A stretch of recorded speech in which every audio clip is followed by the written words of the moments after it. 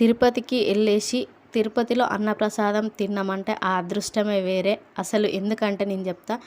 3 years back మేము వెళ్ళినాం తిరుపతికి. అప్పుడు అన్నప్రసాదం తినలేదు. పెడుతున్నారు అన్నారు కానీ ఎక్కడో మాకు తెలియలేదు.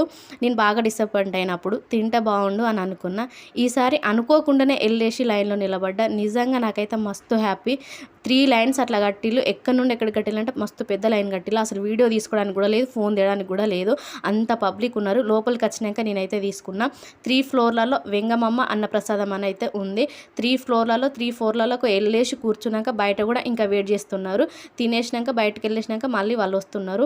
నిజంగా తిరుపతిలోకి వెళ్ళి అన్నప్రసాదం తినడం అంటే ఇంతకు మించిన అదృష్టం ఏం లేదనుకున్నా. తిన్న కొంచెమైనా మనసుకు ఎంత ప్రశాంతంగా అనిపించిందంటే ఆ ఇస్తారాకు ముందు కూర్చున్నాక నిజంగా చెప్పలేని ఆనందం. నాకైతే మస్తు అనిపించింది నిజంగా. మీరు తిరుపతికి వెళ్ళి అన్నప్రసాదం చేస్తే ఖచ్చితంగా కామెంట్ చేయండి. వీడియో నచ్చితే లైక్ చేసి ఛానల్ అయితే సబ్స్క్రైబ్ చేసుకోండి. ముందు తిరుపతి వీడియోస్ చాలా బాగుంటాయి. ఛానల్ అయితే సబ్స్క్రైబ్ చేసుకోండి.